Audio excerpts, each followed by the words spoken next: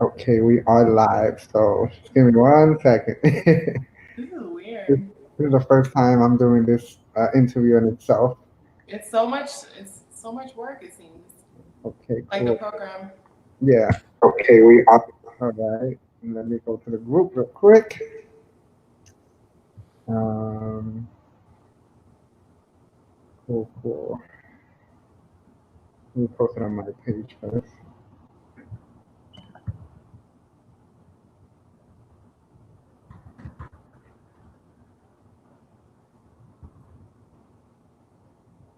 All right. Let me post it on the group page now.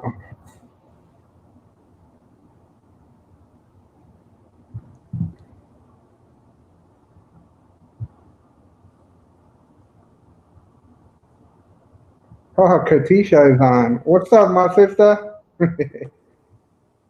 She tuned in real quick. Hi, Are you able? Katisha. I can't see any comments. Really? I don't know if I'm the only one that can see it. I don't know, but it seems like it. It's But okay.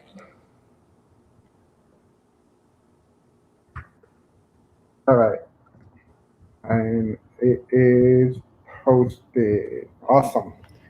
Cool. Cool. Cool. Cool. All right, so we are going to get started. What's up, Stephanie? What's up, Manny? Chilling, chilling. You know, it's funny that certain people that I talk to, I know they know my name's Emmanuel, but for some reason they call me Manny, and and I never instructed them to call me Manny. That's funny. I don't really care though, but it's just funny though. But you know I'm from Miami, so I told you all the time that you remind me of the guys that I grew up with. So Are like you? it would be very weird for me to call you Emmanuel because Manny is natural for Yeah, me. You know, I grew up with mostly got it. Puerto That, Ricans and Dominicans. that makes sense. Yeah, man. Back at home, Manny is my name that everybody calls me. But in You said Florida, E-Man too, right? I let my students call me that. I tell them when I introduce myself, I tell them you can call me Mr. Emmanuel, Mr. E, or E Man. So what do they call you then? It depends. Some students call me one of those three. Some students will call me E, the others will call me E-Man or Emmanuel. It doesn't really matter, Yeah.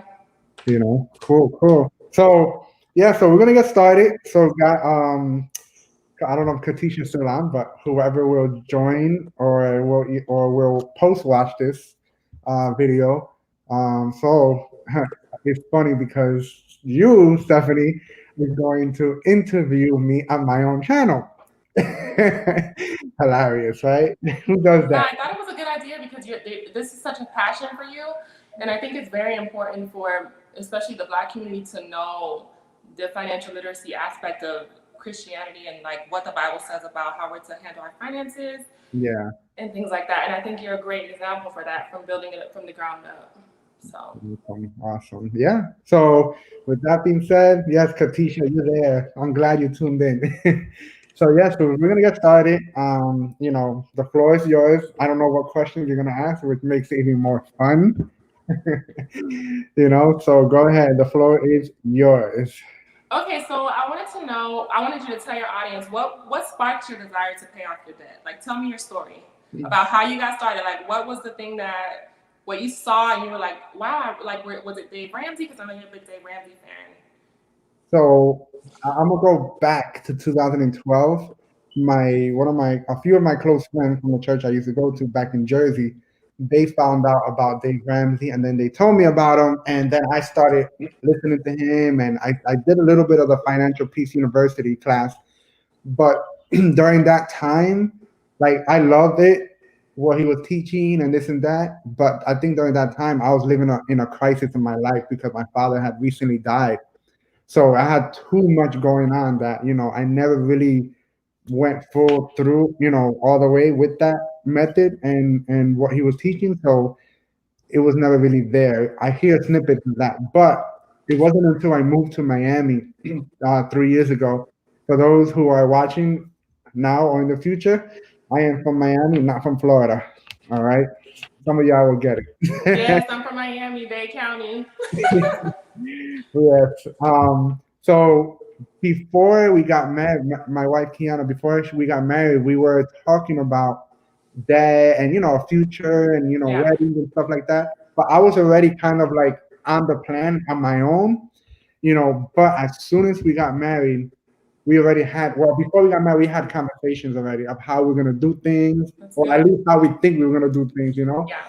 And literally, you know, we when we got married, we came back from our honeymoon, we came back from Disney World.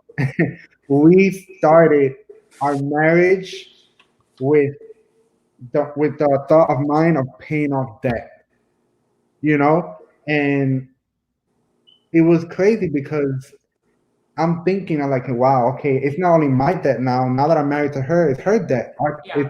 It's combined, you know. So I'm like, man, you know, I don't want to live like this with so much debt, you know. And I know there's other people that have more than I, you know, more than us, but still, I didn't want to have more debt, you know what I'm saying? And you know, coming to Miami, I pretty much started from the bottom, meaning I only had a few $1,000s for rent, and I wasn't even working yet until my third, fourth month living here. You know, I was bouncing from apartments to apartments, job to job. You know, just trying to get situated. Yeah. You Yeah. know, Yeah. just leaving my home in New Jersey. All everything that I knew came from there. My family, my neighborhood, my school, my friends, my church, everything to move over here. You know, so just seeing the importance of money and being in debt, like, man, I don't have a lot of opportunities because I'm broke. You know what I'm saying? Yeah. Yeah. So with that being said, that was the thing that really, motivated me to get out of, to continue or to start getting out of debt along with my wife, and just thinking about the future and our kids and whatnot. So I'm like, yeah, we're gonna go hard. I don't know what we're gonna do or how the sacrifice is gonna happen, but we're gonna do it. And I thank God for our financial coach, who actually went under or through Dave Ramsey, stuff, and he's very solid, and we talk, here and there, and he's a believer too, which is even better, so he has helped us, and he put a plan together for us, and you know what, it's working, it's working. That's awesome. And I did want to tell you, Manny, I know I tell you this all the time, but I just want to encourage you because that is very, very like, it's just good to see it because you put Kiana first and your finances is, you're doing what you have to do as a man, and it's just good to see it. Hmm. How did you find out about Dave Ramsey? You said you found out about him through your church? No, through my friend back in 2012. Oh, okay. Yeah, it was through them. 2012. So you started your journey in 2012? My father passed away in 2011, like in July. And then in 2012, that's when I found out about Dave Ramsey. But, still dealing with my father's death, it was just so much going on. And, yeah, it was a lot. Yeah. So how much debt did you start out with and how much do you owe now? I was going to ask you that later, but since we're in the conversation now, then So, stick it in there. right when we got married and our finances were combined, we had $65,000 in debt. Is that with the cars too? That actually at that time there was no car involved because we didn't have a car at all. Well, at least I did. She had, but she had no payments on that. So it was mostly student loans and my student loans and a few credit cards, whatever. The card came afterwards. But we started off at 65K, and today, what's today's date? The 13th? No, 11th, Friday, the 11th of September, we are at 40, I think $43,000. So we paid off a good amount, since we got married a year and a half later. That's awesome. Yeah. That's awesome. So yeah. So and you're gonna be done by when? So we should, God willing, we should be done around this time, October of next year. That's awesome. Completely debt free. That's awesome. So this is an important question, I think, because I think a lot of people, this is kind of like a more complex question because I think a lot of people do struggle with this. So the question is, what kind of work do you do? And do you believe that the amount of money that you make is the ultimate determining factor in paying off debt? I know your answer to the question already. It's the same answer as mine, but go ahead. So I just wanted you to answer that. So what do I do, right? What do I work? Yeah, where do you work, and do you think that the amount of money, so your salary, is kind of like the determining factor in how you pay off debt, or how you can pay off debt? Yeah. So I work for a nonprofit organization here in South Florida called Be Strong International, and pretty much I work with middle school and high schoolers, and that's pretty much what I do, and I love it. I also do Uber and Lyft on the side. So I work my 9 to 5, Monday through Friday, and then I'll do Uber, on Monday through Thursday from 5 to like, I don't get home till like 11, 11:30. I've been able to see my wife until I get home, which is hard at times, but that's why we have the weekends. Um, so that's what I do. And to be honest, where God has me financially by myself, I didn't have that before. When I was single or not married, it does play a big role and a big factor. However, because I'm married, our income is combined, which makes it even a lot better and Yeah. easier. Yeah. And we are on the same page, which is even more important. Yeah. And then the second part of the question was, do you think that the amount of money that you make? So basically, my question is kind of like, basically, people think that they have to have really high paying jobs in order to start paying off debt. When you don't, you just need to, know how to manage your finances better, or Mhm. cut back on things that you don't need. You don't need to Yeah, go and get fast food every day or something like that, yeah. So it can be a yes or no. So I'll explain. It can be a yes. It depends on how much debt you have. So if you're single and you have $100,000 debt and you only make $30,000 a year, Right. it's gonna be it's gonna be tough, Right. But at the same time, even if you make that amount, it's all about budgeting. Yeah. It's all about living below your means. Right. Second, taking a side hustle or delivering pizzas on a weekend, doing whatever it takes, and that takes a lot of sacrifice because Yeah. again, like I mentioned, Monday through Thursday, I only see my wife early in the morning when we wake up to go to work, and I don't see her till 11 o'clock in the night. Right. And that's an agreement between me and her, of course. So yes, it's all about budgeting, managing, working a side hustle, doing whatever you can. It's sacrifice. I love what Dave Ramsey says. He said, "Live like no one else now, so later you can live like no one else." Yeah. You know what I'm saying? But those are a few things that come to my mind. But one of the big ones for me again is living below your means. Like it's mind blowing when you know that even if you don't make a lot of money and you learn to budget and manage, you can do a whole lot. Because there are people who are making six figures right now, but are broke.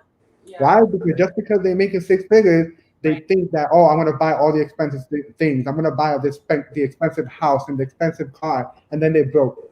Right. You know what I'm saying? I don't need an expensive car. I don't need, as long as my car can go from here to there and it's in good condition. That's all I gotta worry about. I don't need a 2020 car for what? Right. You know what? It's gonna depreciate, Right. especially if I can't afford it. I'm definitely not gonna get it. I'm not gonna finance it either. You know what I'm saying? I'll just add this in there while I'm thinking of it, but because I was just talking to a friend of mine this morning about this, um, with regard to taking out student loans and things like that. I'm a big advocate for paying your schooling in cash, and I think that a lot of times people get into this mindset where they're borrowing money and then they think that they're going to keep their student loans for life. Like they don't care about keeping their student loans forever. And I think one of the things I'm grateful my mom raised us up in is telling us that if you borrow something from somebody, then you should have the integrity to have some type of deep conviction to pay it back. Mm-hmm. So I think this kind of conversation is just so important because look, she's coming out. My mom, she's here now. But yeah, so that was something I was just thinking of while you were talking. And yeah, I agree that it just depends. It depends on what you do, like how much debt you owe, if you need to get into a different field to make more money, and too, like I think even with degrees and the student loan crisis and things like that, where people are getting degrees that really they can't use. Like if you're going to be a medical doctor, or if you're going to be an orthopedist or something where you actually need a degree, then yeah, you can get the degree. But there's ways that you can get the degree without having to owe, or you can get scholarships. Or you can do so many. You can work, or you can do so many things to offset those costs, or get grants and things like that. But if you don't need a degree, there's other fields where you could be making more, like real estate or other fields. And I think the kids, especially, that's something I want to do is educate them, especially in our community.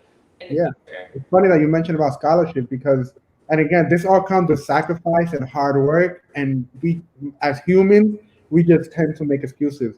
So Right. there are a lot of people that don't know much about scholarships, or if they do, they get lazy and they don't want to sacrifice. You can spend, like, there are parents out there that are training their kids out of high school to pretty much spend their summer, or however they want to do it, their summer working by going online and applying for scholarships every single day.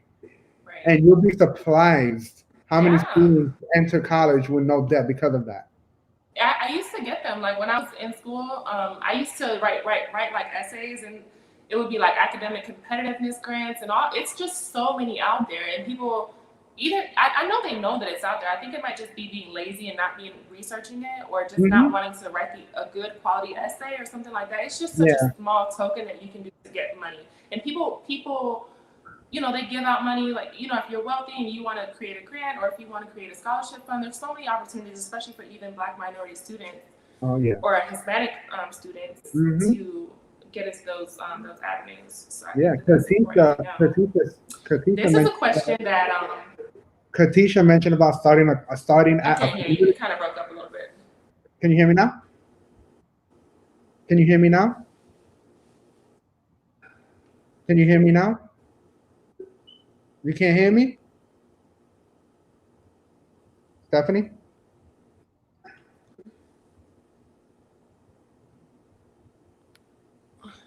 Can you hear me now? I can hear you. Yeah, I can hear you now. But I was saying that Katisha mentioned trade schools or starting off at a community college, and a lot of people don't realize that starting at a community college is so much better than a 4 year. You know what I'm saying? Unless you get blessed with parents or scholarship that you get a full ride. But why you want to start at a 4 year? You know what I'm saying? When you can just start at a community college where you can actually pay it off and work hard. But at the end of the day, people want status. People want to go to the Ivy League schools for nothing. You know what I'm saying? But yeah, that's right, Katisha. Go ahead. Definitely, yeah, definitely. I mean, the tuition at community colleges are like usually under $2,000 for 12 credit hours, and you're looking at what, I don't even know how much the universities are, about what, 20 something thousand a year, and that's compared to 2,000 a semester is Mhm. And you could, I mean, if you really want to get a degree, I think that's great, but you could pay 2,000. You could pay that for a semester. Mhm. That's nothing. Yeah. If you really want it, if that's something you really wanted to do. Like Exactly. even my pastor, I don't know if I've ever told you this, but my pastor, there's actually another pastor in my church, or another member in our church that's going through the same guy that my pastor used, but he funded my pastor's whole seminary. Wow. And he just does that. Like, he's very wealthy, and he just funds people's seminary. Mhm. And there's another man in our church that's doing that now. Cool. Get me his number. No, I'm playing. Come to Atlanta. No, I'm just joking. I'm just joking. Okay, so this question, I know the answer to this, but I think it's important for you to talk about this too. So did you have any education about financial literacy growing up? I did not, honestly. The only thing I knew about financial education was, and it was in a practical way, was when I used to work in a hospital, and I don't know, I think I was like 20, I don't remember what age, but it was in my early 20s, and I didn't have a car yet, so I would take my father's van to work in the morning and back. But he taught me, take out this amount of money, to put up for cars. Whenever you buy a car, you put a down payment. And I did that. I was very consistent. I was patient. I made sure I took out money out of that check every week or every 2 weeks, and I put it in my savings for the car. And that's how I got my first car. I financed it. And it was important that I did that. Learning how to be responsible and whatnot. But besides, in general, I had no financial education. I never knew anything about credit cards, although they had credit cards and they were very responsible. I knew nothing about investing. I knew nothing about how to, pay off debt, or what any methods that are out there to pay off debt. So yeah, I did not have any financial literacy, whether it's from the school or my parents or anywhere. It's awesome that you're starting though, so you'll be able to teach your kids and you're able to educate other people. And that's awesome. Mm-hmm. Yeah, definitely. So this question is something that you kind of already talked about it, but I wanted to get your thoughts on this for people that are kind of getting into this as a couple, as maybe newly married, or maybe people that are just getting on the same lane financially. So what does it mean to be on the same page as your spouse with regard to financial freedom? That's a very, very good one, a very important one too, because listen, that's one of the that's one of the many things that spouses need to be in the same page about. Because if you're not on the same page as your spouse when it comes to paying off debt or just finance in general, listen, you can smell a divorce from far away, from right there. Not saying that you will get divorced, but if I'm not mistaken, I think 62% of marriage fails because of money, because of money issues. You know what I'm saying? And it's not even necessarily a lack of money. It's more just money problems in general. You know, spouses are not on the same page. One husband is doing this and the wife is doing that, or the other way around. It's like a lot of things. So with Kiana and I, you know, from the moment before we got married, we already had that conversation. That's awesome. You know, we had that conversation. Obviously she's, we're a young couple. You know, I'm about to be 34 years old next Sunday. She's 26. You know, we're still young, so we're already talking about the future. We're talking about our kids. Like, you know, we want to be debt free. We don't want our kids to struggle. We want our kids to be able to enjoy life and traveling because their parent, which is us, is able to do it. Is able to pay upfront right away and don't have to wait like 6 months to save up money because we're broke. You know what I'm saying? So we definitely spoke about it, being on the same page. You know, of course, it's not easy. You know, I'm not gonna lie, and she could speak for herself, but there are the days that I'm doing Uber that she's lonely. You know, she's home. You know, she wants me near her. You know, whatnot. And obviously, she can do other things, which she does. But you know, for those that are married, or you know, they'll understand. You know, but we definitely are on the same page of doing all these things, and we agreed on it. You know, we agreed on a schedule. You know, because you know her love language is quality time. Aww. You know, my love language is my love language is receiving gifts. Even if it's the smallest thing, I just love it. You know, and I'm not the best at quality time, but I have to make a schedule. Monday through Thursday is when I do Uber and Lyft, and then Friday, Saturday, and Sunday is all for her. You know what I'm saying? For us, being intentional.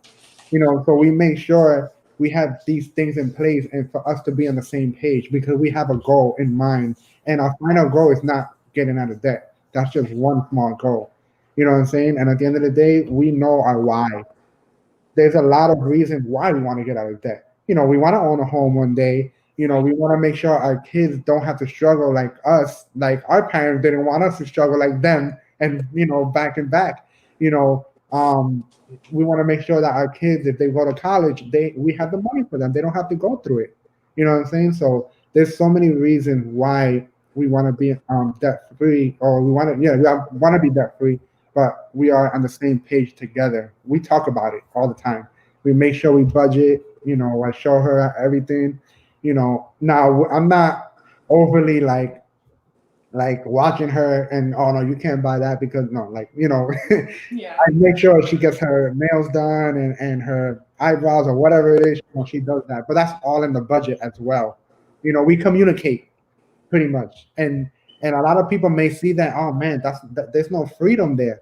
I'm like, of course, there's a lot of freedom there because there's a lot of communication involved, and we have the freedom to talk about it, you know, and freely spend on what we talk about. You know what I'm saying? Right. So yeah. Katisha said, my dad taught my sister and I, we were teens. We had a great credit at 18. That's what's up. That's what's up. Teaching your kids at an early age Oh, about someone finance. else is in the chat. That was Katisha. Oh, hey, Katisha. Yeah. Yeah, I think that at least from all of the Dave Ramsey calls that I've listened to with married couples, it brings them closer after Right. they kind of struggle through that, like, you know, that toughness of like all the things that come with paying off things that you've done in the past, and Mhm. loving one another and being patient with one another to be able to reach those goals. Yeah. But I think that America is just too comfortable in debt. Like it's just a normal thing, Mm-hmm. and it like you have to like, especially with if I'm like talking to one of my loved ones or one of my friends, and just trying to like shake that mindset of like showing them, okay, but now it's time to be accountable for what you did this. So now let's see what is the process to move forward and how to fix it or how to become free from that. Because even if you could live your whole life that way, you don't want to live your whole life that Exactly. way. Exactly. It's just Exactly. And we're trained. We Americans or people in America are trained to believe that we can never be debt free. right. You know what I'm saying? Or like they give us the score and to keep you in that position, of course, like, and there's like now getting into real estate for me, having to deal with different clients and people that are going to be getting more debt and things like that. There are times where you can leverage the debt if you aren't in an already wealthy situation. Like if you have to buy a home and that is just your way of paying off the other debt that you have, and then you just have your mortgage and you just have to pay that off, because most people in the country are middle class. They don't have a lot of money to just go and pay a house cash. Yeah. Once you get your mindset going in the right direction, I think there's so many people I know that have paid that house in cash, but it took just a little while to get there because they didn't get some type of inheritance or anything like that. So, but yeah. So now this question is, I know you really like Dave Ramsey. Do you have any other big influencers in this area, or is it just Dave, or is there anybody else that you can like list that the listeners can? Well, it's mostly Dave Ramsey. But it's funny though, because there's a lot of people that don't like Dave Ramsey because of the way he sometimes when he rants. I love his rants, by the way. I do too. His rants actually motivate me to go harder in paying off debt. But a lot of people, they think he's a jerk or this and that. But I guess you gotta understand where he's coming from. Right. He was once 23 years old, a millionaire, and made stupid decisions and went bankrupt and lost everything. Right. So sometimes he has to get hard on people. So Dave Ramsey is definitely my biggest influencer when it came to money. So the reason why I mentioned all of that is because a lot of the things he talks about is not something that Dave Ramsey came up by himself, except for the 7 baby steps. Because there's another guy named Larry Burkett. He's an older guy. I don't know if he's still alive, but he was like the Dave Ramsey back in the day, just a more nicer version. I guess if you want to say it like that. So Dave Ramsey always referred back to Larry Burkett. You know what I'm saying? So it's not just Dave Ramsey. So yeah, Dave Ramsey, Larry Burkett. There's also another company that's really good. It's called Crown. I think it's called Crown Financial. Oh yeah. So, they're really good too. Very solid when it comes to financial literacy. And I believe Dave Ramsey, I think he mentioned them a few times in the past as well. And then just regular lay people, I guess, just people I see on social media, like people that are part of the debt-free community. Yeah. Also, the Dave Ramsey, the Baby Step community, the Facebook, there's like 5,000 people in that group. So I'm always in tune and listening, watching the questions and people's, reactions or comments and advices. Even some people from the group that were in the Black Theology page, there are some people who are debt free there that I have spoken to and who actually help other couples with that in that area. And I look up to them as well. So yeah, those are the few people. That's awesome. While I'm thinking about it, I didn't list this here, but oh yes I did. So I was now I know that there probably are gonna be a lot of believers watching this.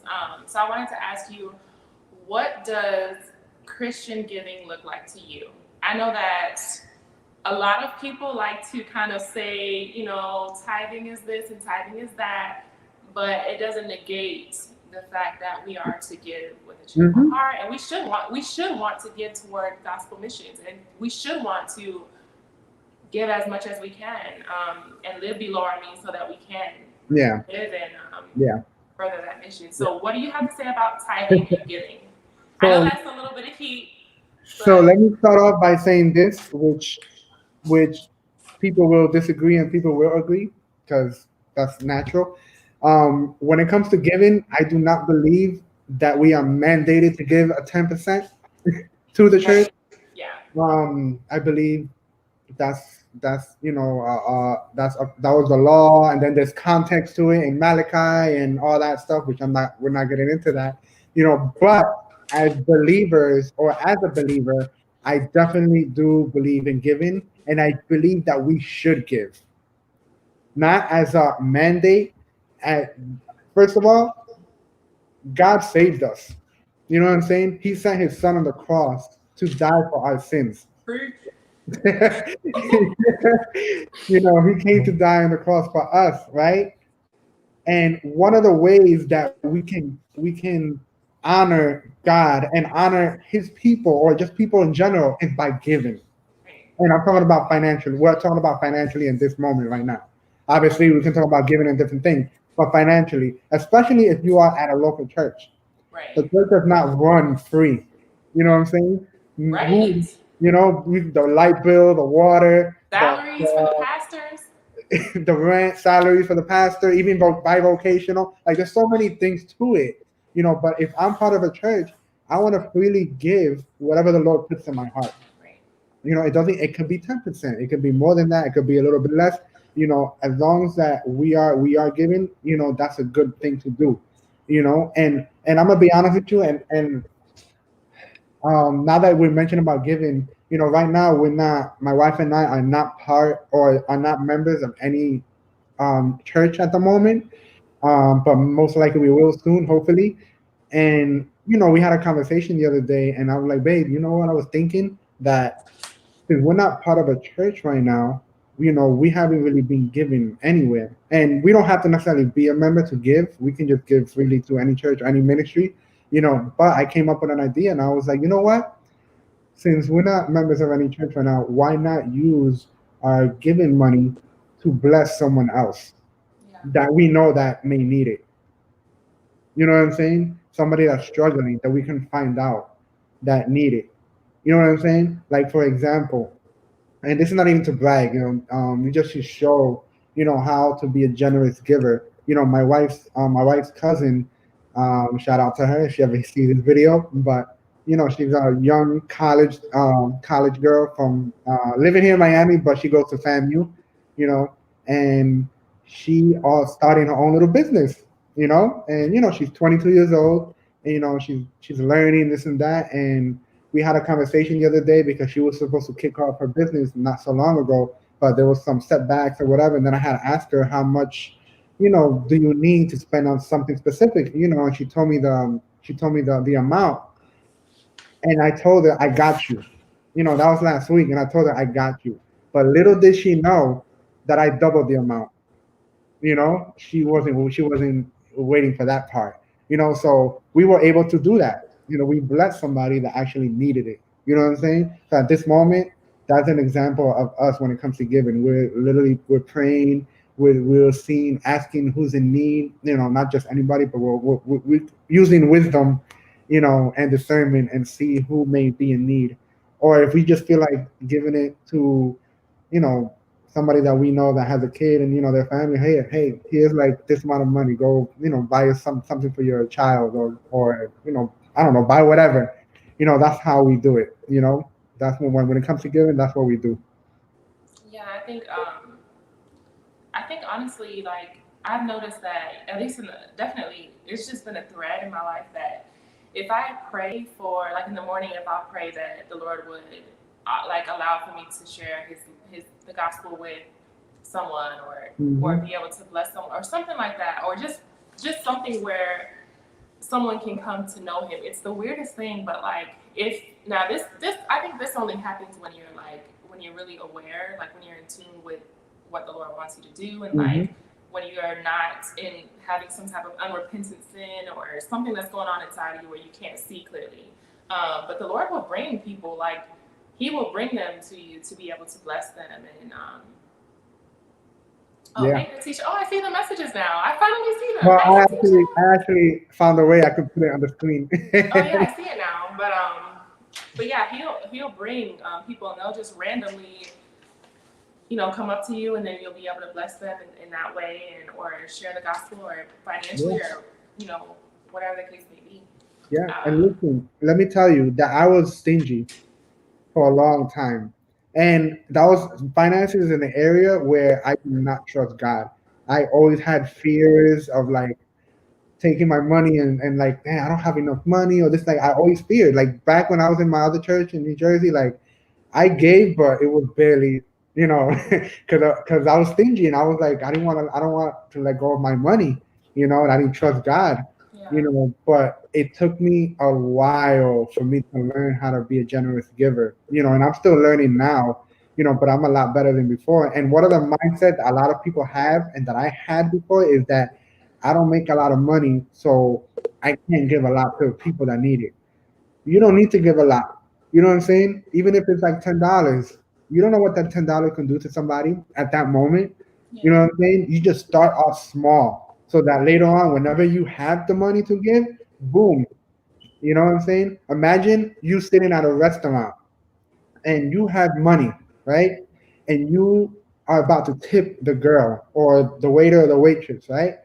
And you want to be you want to be a generous giver and you want to make it fun because you want to see their reaction. And just imagine you're sitting at the restaurant and you're about to tip the person and you leave and you just peek into through the window of the restaurant and you just see their reaction. Like that's just amazing. Like I can't wait to do that. Like a nice $50 tip, like when they only need like 10. You know what I'm saying? Yeah. Like stuff like that. You start off small when it comes to being a generous giver. That's right. Absolutely, Katisha. Um, that's one thing that honestly, like, my mom was that way when we were growing up this whole time. Like, she would take us to like homeless shelters, and we would we would cook the food and serve the homeless like on the weekends with the church. And this was like when we got older. Like when we were younger, we weren't in church, but when we got older, and like kind of like past a little bit past middle school, kind of in middle school.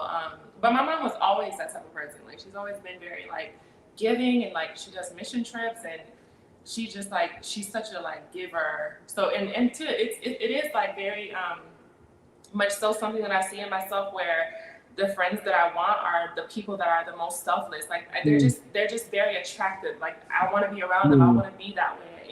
And through time, it does develop that spirit in you over the years. That when you have people around you like that have that spirit where they're just like, whatever you need. They just have that vibrancy that you want them around you all the time. Definitely. So Yeah. So I'm Awesome. definitely grateful for that. I'm definitely grateful for my mom, for sure. By the way, I just want to mention that Katisha's listening, and I just want to shout her out because she is, I've been watching her stuff, and I know she'll be doing Zumba, and she'll be going live and this and that. Okay, And she's, Katisha. and she's actually one of the people that I'm gonna be personally interviewing on my channel soon. So stay tuned to that. Cool. That's cool. Yeah. This is the last question I have. Hmm. And this is a good one because I think, well, at least for couples, because I know you're married to Kiana, and I think that it's easier for you to answer questions that relate to couples. And this is a fun one for me. What advice would you give to someone planning a wedding? How did you guys plan your wedding? Because I saw the video and back a long time ago when we first became friends. And Yeah. So that's a good question because man, this was not an easy one, let me tell you. And so I'm gonna point out a few things. So when I first moved out here, I'm gonna get to your questions. I just want you to see the background before yeah. all. So when I moved here, well, after a while, we were engaged and whatnot. We were planning how we're gonna get married. Because we ain't got money. Yeah. We didn't have money, and we were planning and we were thinking how we're gonna do it, but we don't have money. So we were like, you know what? Let's just go to the court because we don't have money. But then me, I want to get married. I want to have a ceremony. I miss. I came from all my family and friends are in Jersey. I want to at least invite my close family members and my close friends, the one that I was so close with, and still is, that I came from the church, you know, and that's what's up. That's what's up. Thank you, and Katisha. Thanks for watching. and we made different changes. Oh, how about we do it at our pastor's house in the backyard, just 30 people, Yeah. this and that. And then we were like, how about we do it at the park instead? Let's still do something small, 30 people. And then we went, let's do it at the beach. And we found out it was only going to be like $212 plus some other stuff. I don't know. And then it just got to the point, I'm like, we was getting frustrated. I'm like, you know what? Yeah. We're just not going to have a wedding. We're just going to go straight to the court, invite my mom, her parents, and just go out after dinner afterwards. Yeah. You know? Yeah. And and we were very humble. And mind you, Kiana, being a woman, that's most women's dream is to have a wedding.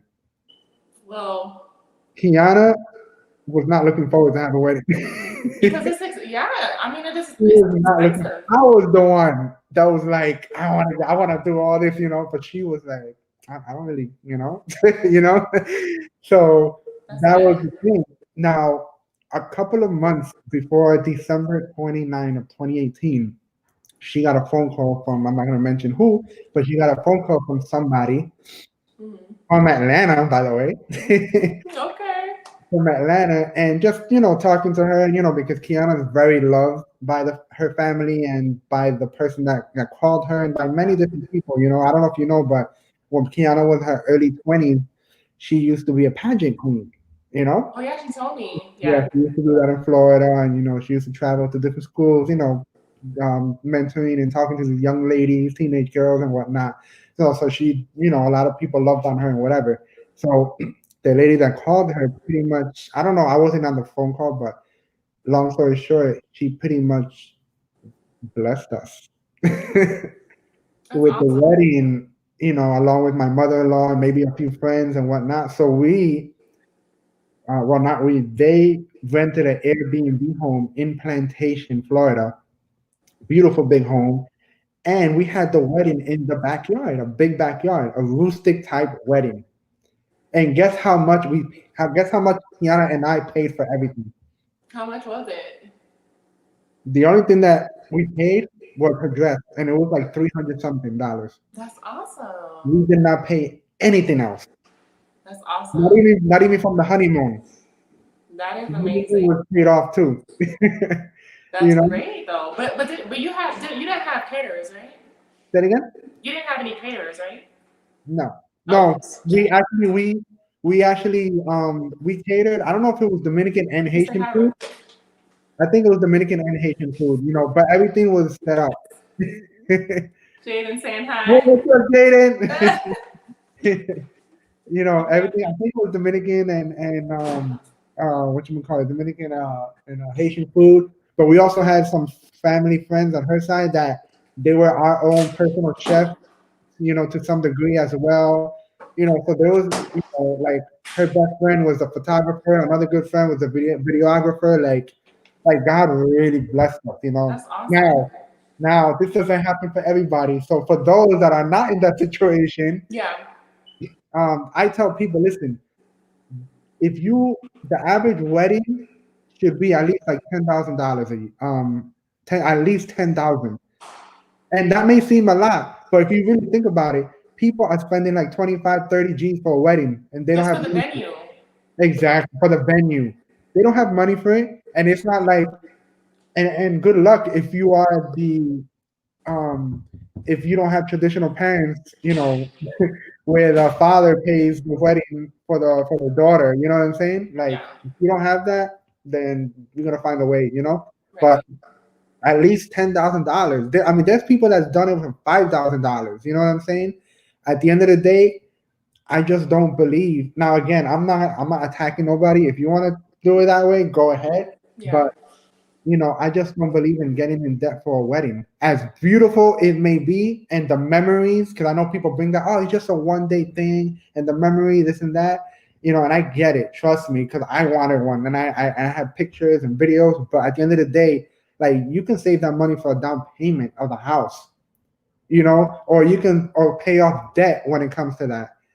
So at the end of the day, I tell people do not get in debt for a wedding. You know what I'm saying? As beautiful as it is, do not get in debt. Have a budget. So let's just say you have $6,000 saved up. Stick to the $6,000. Find somewhere that and catering or whatever that can equal to all that amount. You know what I'm saying? But do not get in debt for a wedding. There's too many people that are broke and they're just getting broker by the day. You know what I'm saying? Now, if you got money like that to spend 30 G's on a wedding and it's not affecting your income, so be it. But most people don't do that. In America, mm-mm-mm-mm. But that was, I'm thankful that we didn't have to go through that because at the end of the day, we weren't going to go through that. We decided at the very end, we're just going to the court. We don't have money. If we can't afford it, we're not going to have the wedding. And God just came through. So that's pretty much what I'll tell people that want to get married or that are about to get married. I don't know if Stephanie was signed off, but if she heard anything, at least Katisha heard it. Let me see where she at. She lost connection. So hopefully she'll come back in 1 or 2 minutes.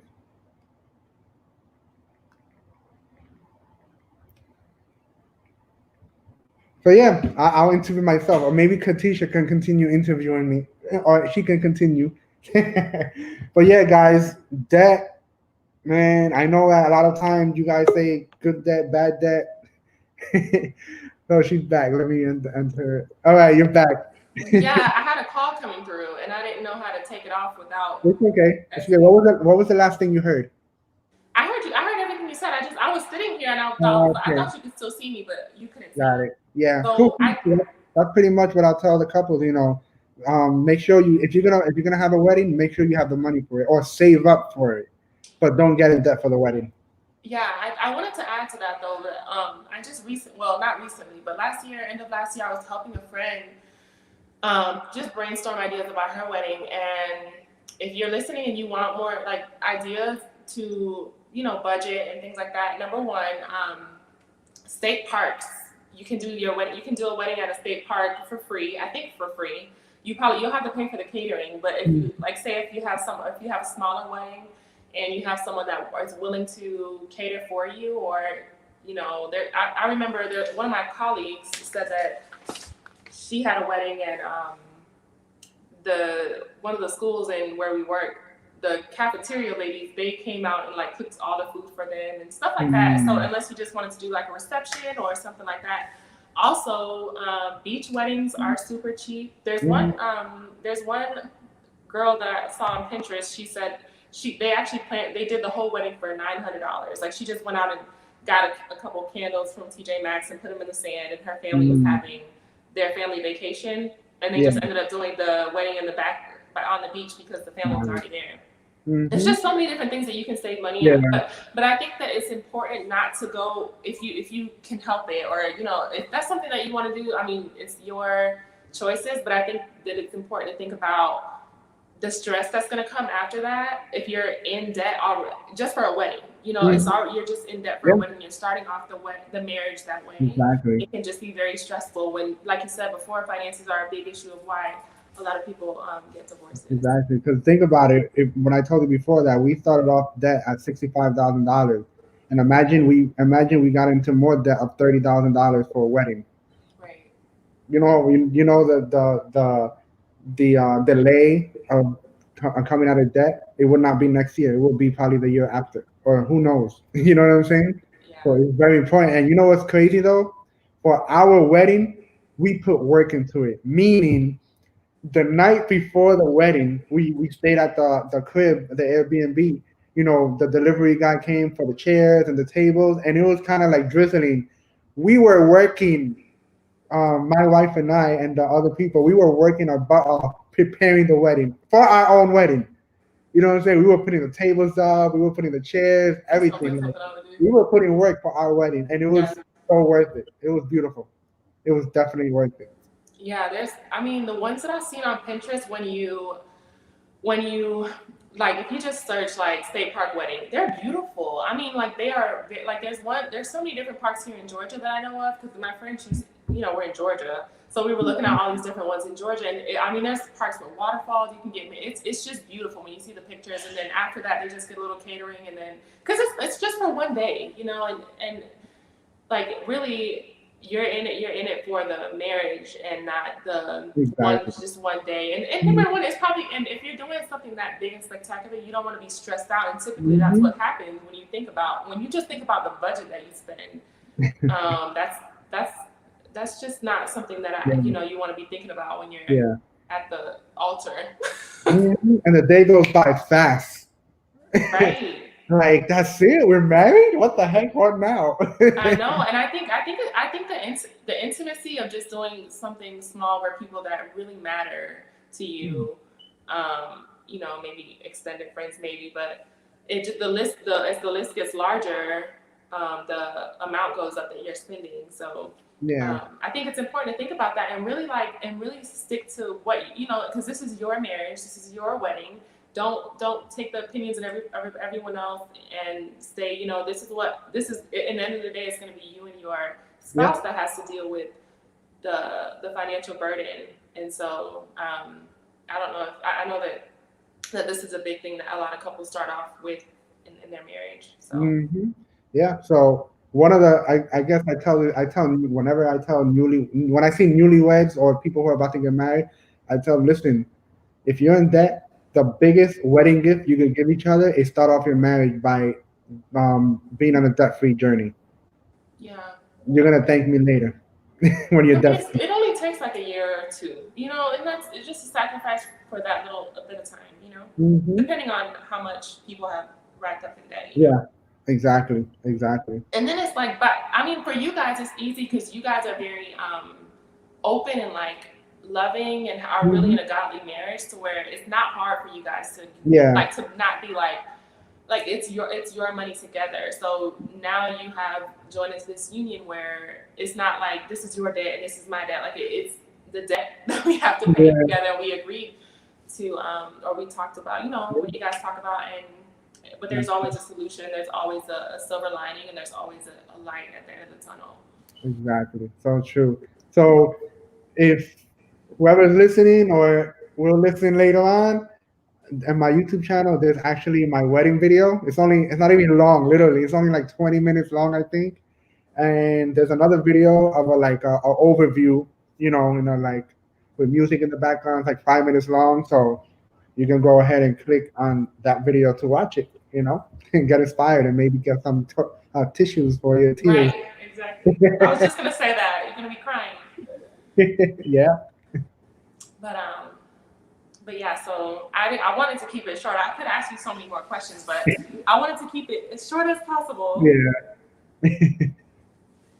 But I appreciate you talking about it, and I love what you guys are doing. I think it's awesome that you're talking about it. I think you should definitely keep educating the community and just inspiring people to just know about it, because a lot of people don't talk about that because people want to buy nice things and show them nice things instead of showing the hard work and dedication it takes to pay things that you know that will get you out of debt. So awesome. That's very encouraging. I'm definitely rooting for you guys. Yeah, so I just want to thank you for interviewing me on my own channel. It's been a pleasure building that relationship with you as a sister in Christ and a friend. Right. Even though we're a state away, but we're still kind of close in a way, Right.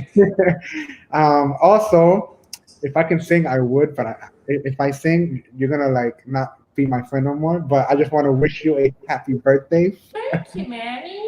I know it's not today, but it's on what? It's a Sunday, right? You said? Yes, Sunday. We're going out to dinner with all of my friends are flying in. My flight attendant friends, my family my friends that celebrated my 21st birthday with me. We went out to eat then, and they're all coming. So it's about 15 to 20 of us. We're gonna go to dinner and talk. I'm gonna see all of them because I don't get out much. So awesome. I'm excited to see everyone and Awesome. Yeah. So happy birthday. I'm not gonna say your age unless you say it, but may the Lord keep 21? Oh, okay. Don't fool yourself, girl. No, I'm just kidding. But yes, be blessed. may the Lord keep, blessing you, and especially now that you got your real estate license, like, wow, praise God for Thank that. you. And may the Lord, just keep, shaping you into the image of the Father. Yeah, definitely. I appreciate you, Manny. And too, like, I wanted to add that you are definitely just a great brother in Christ. You have like been so essential, even in my son's life, and just Mm. really caring for him and loving him, and just a good dude from the inside out. And I really appreciate it. And like you being that example, even if he needed to call or anything like that, I know that you're there, and that's just awesome. So I appreciate it. Awesome. Well, And I really wish that I can't wait to see Kiana next time. yes. Because I feel like I haven't seen her in so long. Yes, she's not she's kind of still camera video shy. She's not like me. I just whatever. I don't care. But she'll come along. She'll come along. We have a few video content that we have set up for like my other channels for my finances that she's gonna be part of it as well. So stay tuned. For those who will listen as well, I have a video coming up on Wednesday. It's already scheduled at 12:30, and I'm talking about. I forgot what I'm talking about. I think I spoke about. Oh, I talk about finances, stuff about finances I knew about in my 20s. Oh yeah, that's gonna be a good one. Yeah, so I'm gonna be. I'm just finishing some editing, but yeah, it'll be set on Wednesday as well. I can't So wait yeah, to see y'all do your debt-free screen. yeah, I'll be that's tuned coming. in. That's gonna be coming next year. So stay tuned, guys, and thank you, guys. Thank you, Stephanie, once again, and we'll talk, we'll chat, and thank you, Katisha, for coming in, and my Hi, friend Katisha. and my friend Stephanie just joined in at the last minute, but it's okay. She can watch this afterwards. Another Stephanie, by the way, and she just said can't wait. Oh, hi. Yeah, her name is Stephanie too. Cool, Hi, cool. Stephanie. Anyways, I'm about to end this, so we'll talk. All right, take care.